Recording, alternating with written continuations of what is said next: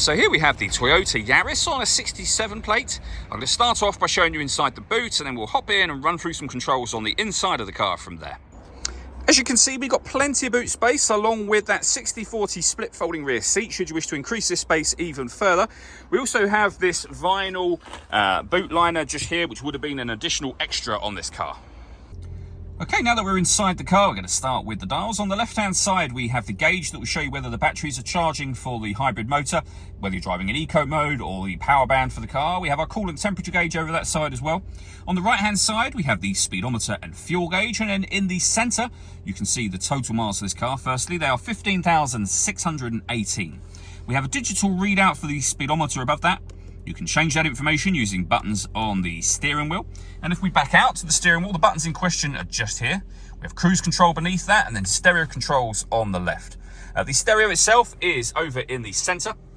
It's all touchscreen. So when it comes to music, we have AM, FM and DAB radio, Bluetooth audio, USB input, iPod input, and you can have a Toyota-friendly app to play your music that way should you wish to as well.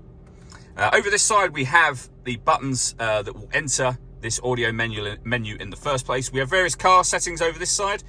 We've also got the ability to pair your phone, of course.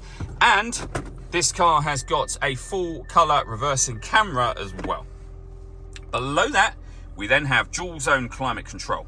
So you can adjust the passenger, driver temperature. You can increase and decrease the fan speed. You can determine what direction you'd like the air to be distributed in. And when you're happy with those settings, the air conditioning is on at the minute, so that's off, back on again. Or hit auto.